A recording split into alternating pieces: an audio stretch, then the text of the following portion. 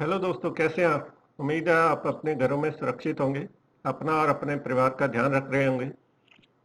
आपसे रिक्वेस्ट है, मास्क पहनिए, सोशल डिस्टेंसिंग का पालन कीजिए, सरकार की गाइडलाइंस को फॉलो कीजिए ताकि इस पैंडमिक को जल्द से जल्द हरा सकें। दोस्तों, आज का जो हमारा टॉपिक है वो है national income calculation bye income method. हम आज नेशनल इनकम को कैलकुलेट करने का जो इनकम मेथड है उसको डिस्कस करेंगे, और इस वीडियो में मैं आपको न्यूमेरिकल सॉल्व करके भी दिखाऊंगा ताकि आपको कोई कन्फ्यूज़न ना रहे। प्रैक्टिकल भी आपके साथ हो जाएगा। आप खुद भी इसकी प्रैक्टिस कर सकते हैं और ज़रूर करना चाहिए आपको, ताकि तभी आप इसमें सक्सेस हो सकते हैं। विदाउट प्रैक्टिस अगर आप इसको सिर्फ देखेंगे तो नहीं होगा। तो देखने के बाद प्रैक्टिस भी ज़रूर करना है, और बार बार अगर कोई डाउट आता है तो इस वीडियो को दोबारा से चला के देख सकते हैं, जिससे आपका डाउट क्लियर हो जाएगा।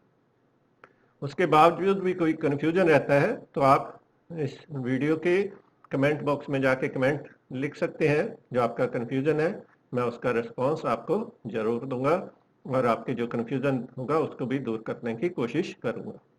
चलिए दोस्तों, ये वीडियो थोड़ा लंबा होगा, इसलिए ज़्यादा समय हम नहीं लेंगे, सीधा टॉपिक पे चलते हैं।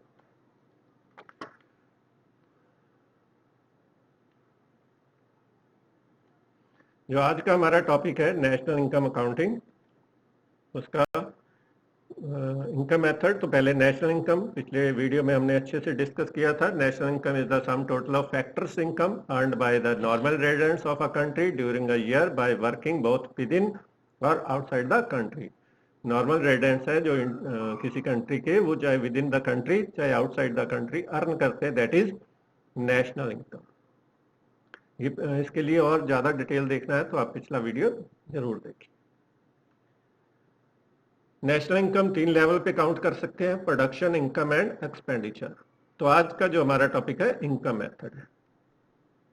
ये 3 मेथड है। तो इसमें इनकम मेथड कैलकुलेट करने के लिए आपको 3 कंपोनेंट्स चाहिए: compensation of employees, operating surplus और मिक्स्ड इनकम। तो ये तीनों अगर आप इन कंपोनेंट्स को प्लस करेंगे तो आपको आ जाएगा डोमेस्टिक इनकम।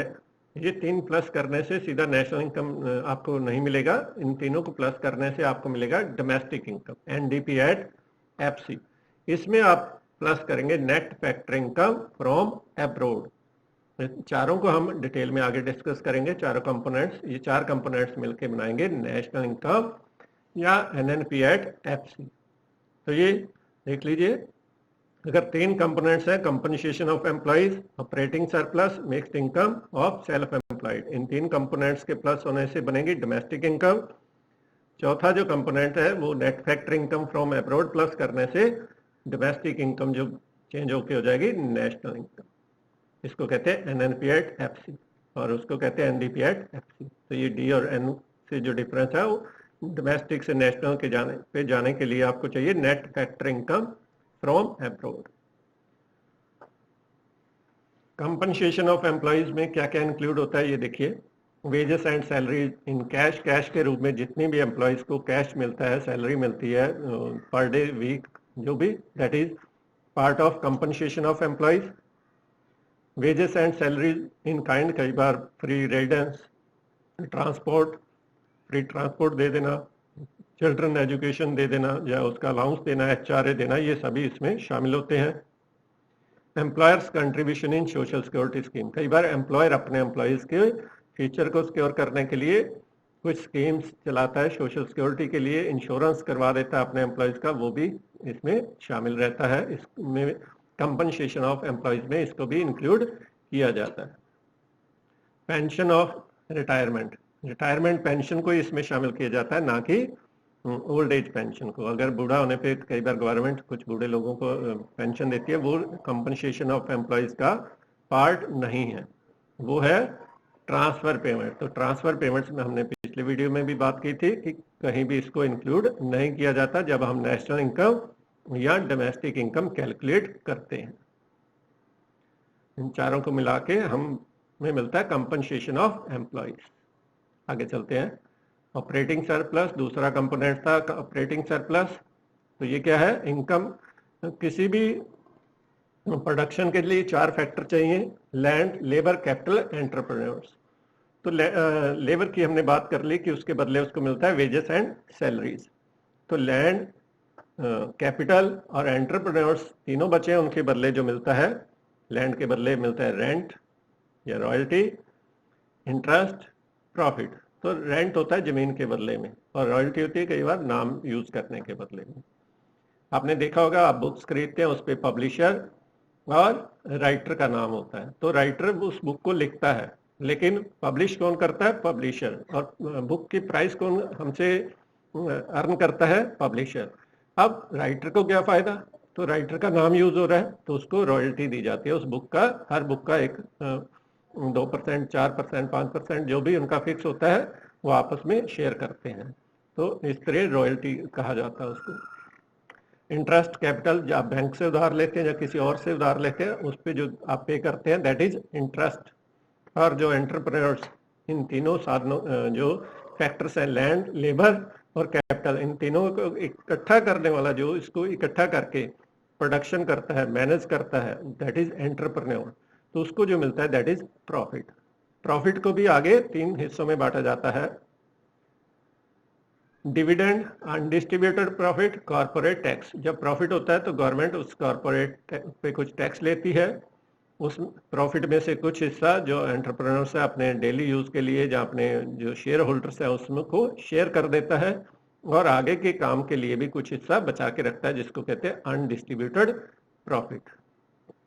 डिविडेंड को डिस्ट्रीब्यूटेड प्रॉफिट भी कह दिया जाता है कई बार क्वेश्चन में, और कई बार डिविडेंड लिखा होता है। तो डिविडेंड में distributed profit, undistributed profit, corporate tax, ये तीनों मिला के बनता है टोटल प्रॉफिट। तो अगर प्रॉफिट को आपने किसी न्यूमेरिकल में इंक्लूड कर लिया है तो इनको अलग से इंक्लूड करने की जरूरत नहीं है। और अगर आपको सीधा ही दे दिया जाए ऑपरेटिंग सरप्लस और उसके अलावा ये अलग अलग लिखे हों, तो आपने सिर्फ ऑपरेटिंग सरप्लस को अपने न्यूमेरिकल में इंक्लूड करना है, बाकी सभी को छोड़ देना है। अगर इनको भी इंक्लूड करेंगे और इसको अलग से करेंगे तो वो हो जाएगी डबल काउंटिंग, इससे हमें बचना है। Mixed income of self employed. जो सेल्फ एम्प्लॉयड कौन होते हैं? जैसे कोई शॉपकीपर अपनी शॉप जमीन खरीद के उस पर शॉप बनाता है और काम करने लगता है, खुद ही मैनेजर है, खुद ही वर्कर है, खुद की कैपिटल है, खुद की लैंड है, तो उसकी जो इनकम होगी दैट इज मिक्स्ड इनकम। या लॉयर अपनी प्रैक्टिस खुद चला रहा है, खुद ही मैनेज कर रहा है, खुद ही अपना ऑफिस देख रहा है, that is also mixed income. या डॉक्टर अपनी जमीन पे खुद हॉस्पिटल बना के खुद इलाज कर रहा है लोगों का, that is also mixed income. Net factor income from abroad, ये चौथा फैक्टर था। ये कैसे कैलकुलेट करते हैं? Factor income received by the normal residents of India from abroad. India के एग्जांपल के थ्रू मैं इसको आपको क्लियर करने की कोशिश करता हूँ। इंडियंस ने जो विदेशों से अर्न की है फैक्टर्स इनकम, और factors income received by non residents of India from India. India से जो नॉन रेजिडेंट्स हैं इंडिया के, उन्होंने जो इनकम अर्न किया, दोनों का जो डिफरेंस है that is net factor income from abroad. इसको एक एग्जांपल से आप बड़े अच्छे से समझ जाएंगे। ये देखिए, ये 2 एम्बेसी हैं। ये एम्बेसी है यूके की जो दिल्ली में है, और ये एम्बेसी है इंडिया की जो लंदन में है। इसके नीचे देखिए डोमेस्टिक टेरिटरी, ये डोमेस्टिक टेरिटरी का पार्ट है क्योंकि ये हमारी एम्बेसी है, चाहे ये इंग्लैंड में है, और ये जो है यूके की एम्बेसी है वो इंडिया में है, लेकिन ये यूके की डोमेस्टिक टेरिटरी का पार्ट है। अब इसके बाहर जो सिक्योरिटी गार्ड ड्यूटी कर रहा है, उसकी जो इनकम है कौन पे करेगा? इसकी एम्बेसी है। तो एम्बेसी किसकी है? यूके की। यूके इसको पे करता है, तो इसने अपनी सर्विसेज इंडिया को नहीं दी, यूके को दी हैं, यूके ने उसको इनकम दे दी, फैक्टर इनकम। तो ये होगी फैक्टर इनकम फ्रॉम अब्रॉड। तो इसी तरह हमारी एम्बेसी के बाहर ब्रिटिशर सोल्जर खड़ा है, गार्ड खड़ा है, वो हमारी सुरक्षा में खड़ा है, तो वो अपनी फैक्टर सर्विसेज इंडिया को दे रहा है और उसके बदले इंडिया गवर्नमेंट उसको पे कर रही है। तो ये होगी फैक्टर इनकम टू अब्रॉड। तो इन दोनों का जो डिफरेंस है, factor income from residents of India from abroad और factor income earned by non residents in the domestic territory, हमारी डोमेस्टिक टेरिटरी में विदेशियों ने जो अर्न किया, that is net factor income from abroad. दोनों का जो डिफरेंस है, इस सोल्जर की इनकम कितना आया और कितना गया, दोनों का जो डिफरेंस है that is net factor income from abroad. Domestic income पहले ही बात कर चुके हैं, income generated with in the domestic territory bye the normal residents of the country and by the non residents of the country. तो इन दोनों की जो पिछले वीडियो में इसको अच्छे से डिटेल से मैंने एक्सप्लेन किया है, इसमें कोई कन्फ्यूजन है तो वहाँ देख सकते हैं। इस वीडियो में हम इसका सिर्फ डेफिनेशन आपको बता रहे हैं। तो डोमेस्टिक इनकम में मैंने बताया आपको compensation of employ, operating surplus, mixed income. ये एक छोटा सा रिव्यू देने के लिए है ताकि आगे आप न्यूमेरिकल जब सॉल्व करें तो आपको ध्यान रहे। Compensation of employ, operating surplus, mixed income, इन तीनों को प्लस करेंगे तो आ जाएगा डोमेस्टिक इनकम और एनडीपी एट एफसी। आप डोमेस्टिक इनकम से नेशनल इनकम कैसे कैलकुलेट करेंगे? Compensation of employ, operating surplus, mixed income, इन तीनों को प्लस किया तो आ गया डोमेस्टिक इनकम। इसमें net factor income from abroad plus किया तो आ गया नेशनल इनकम। तो इस तरीके से हम नेशनल इनकम काउंट कर सकते हैं या डोमेस्टिक इनकम काउंट कर सकते हैं। अगर ये डोमेस्टिक इनकम है, इसे net factor income from abroad plus कीजिए नेशनल। आइए न्यूमेरिकल सॉल्व करके देखते हैं। यह न्यूमेरिकल, तो इसमें आज का जो मैंने फॉर्मूला आपसे शेयर किया उसमें ध्यान दीजिए। पर्सनल टैक्स की बात मैंने कहीं भी नहीं की, वेजेस एंड सैलरी की बात की, अनडिस्ट्रीब्यूटेड प्रॉफिट की बात की, रेंट की बात की, कॉरपोरेट टैक्स की बात की, पर्सनल इनकम की बात आज की वीडियो में कहीं नहीं हुई है, इंटरेस्ट की बात हुई, नेट इनडायरेक्ट टैक्सेस की भी आज कोई बात नहीं की गई हम इस वीडियो में या फार्मूले में, तो इसलिए इसको अभी ज़रूरत नहीं है, बाद में इसकी काफ़ी जगह ज़रूरत होगी। याद रखना ये भी फार्मूले का पार्ट रहेगा आपके कई क्वेश्चंस में।